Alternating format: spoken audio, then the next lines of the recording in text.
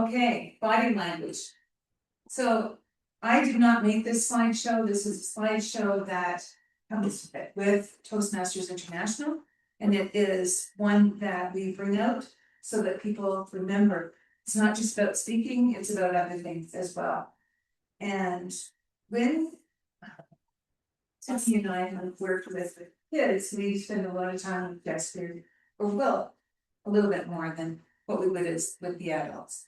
So I thought I would dig out what I've done with the kids today. We'll do some exercises and we'll go over how important it is for it to enhance your speech when you use body language. Now, body language isn't just your hands, it's also how you stand, it's your eye contact, and every time you use a gesture, it should make sense. It should not be oppositional. For example, if your face is sad and you're trying to something happy, well, that's giving the wrong message, right?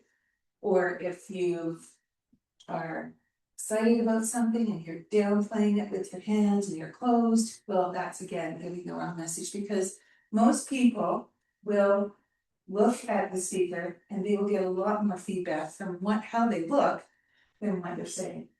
So it has to do with sincerity as well, and how you're talking. So it increases the effectiveness of your speech. And I'm going to just go to the next part. Yeah. So there are 3 categories of body language. There's, as I said, the facial expressions. There's the gestures that we use for their hands or other parts of the body, and the whole body movement, how we stand, if we're doing things like sticking our hands in our pockets, or if we're going like this, if we're sitting on at a desk while we're talking for online. Maybe you can think of all of the things that may detract from what you're saying. So we're going to go through a few things tonight that would help your body language. So facial expressions are key to the meaning behind a message. That's what facial expressions will do. So again, if something's sad, you're not going to be showing happiness, right? If you're at a eulogy and you're saying something sad, well, of course, sometimes people bring it, but at a point where it's a sad part, you wouldn't be smiling.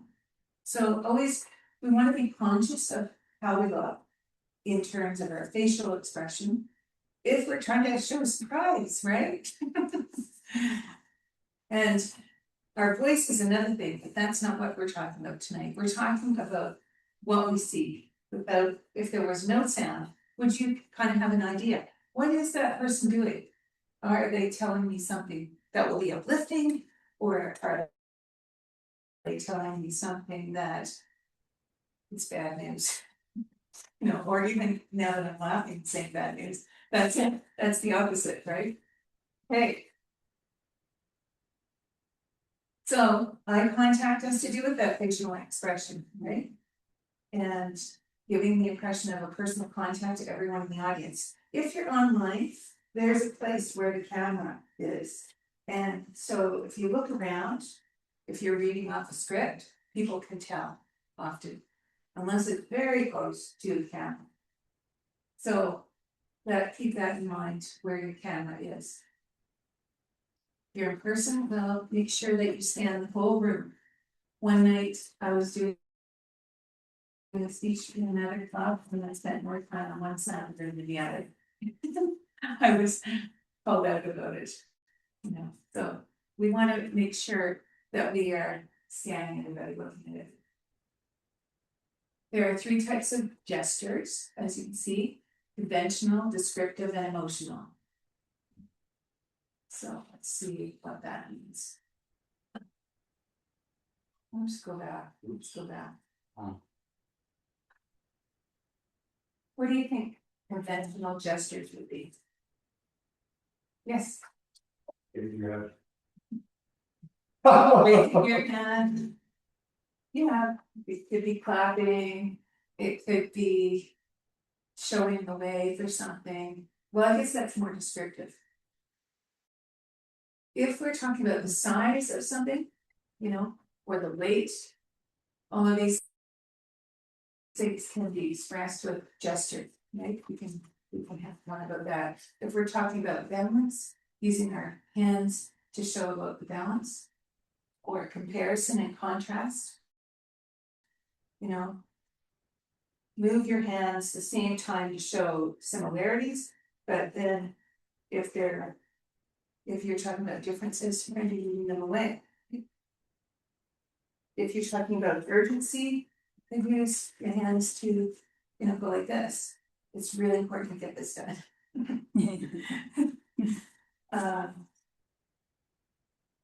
Shaping your hands or pointing, you went that way. You may explain in a dramatic way, but also point. So each gesture should be large enough to be seen by everyone in the audience, but don't make them so exaggerated that they distract attention to yourself. As a general rule, a gesture can be considered good if it helps the audience to understand more about what your message is, but it's bad if it draws attention away from your message. Okay, let's go to the next one. So, whole body movement. Now, maybe you can think of things that distract people when you're doing your whole body movement. If you are rocking back and forth, that's not going to be part of your speech, unless you're talking about you being in a boat or something like that. Right? Okay, but otherwise, people do this kind of for soothing, so don't do that. Pockets, your hands in your pockets, that's another kind of thing that people do unconsciously at first. I've seen kids do this, and we bring attention to it to tell them, hey, show that your hands are open, that you're absolutely balanced. And then don't always stand at the lectern, trying to move around, especially if you're comparing two things. You go to one side and then you go to the other side you're talking about. Or if you have something to demonstrate, step back, move lectern away and do the demonstration. But make sure that you try to vary. How do you know how to do that? Well, you can practice your speech in front of a mirror. You could video record yourself, even with Zoom, but you could record yourself on phone probably. And you could also get family and friends to hear you speak. And so try to enhance every speech with some body movement. And that's what my advice is. So let me just give you one thing so if you were trying to show some body movement for thinking, what could you show? Yeah, something. Yeah. So there are ways, that people will I've thought about this. It makes it kind of weird, but it can be natural, and you can mark it right into your speech and say, well, do this, and I'm talking about it. Or if you are dreaming of something, maybe you would gaze up to the sky for a minute. I thought about that. Yeah. Disgust. Shaking your head, and you could add to how you're going to say it. What about fear? What could we do for fear in a body movement?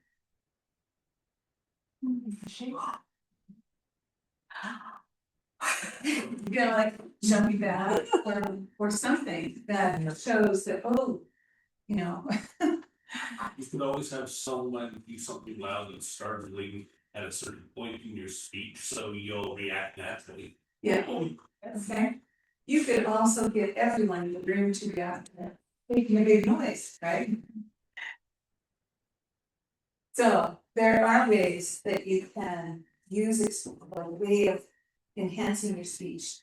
And so I'm going to encourage you to do that. Because the language of the body is the key that can unlock the soul. As Constantine said the last week, said, that's very hard to say that name.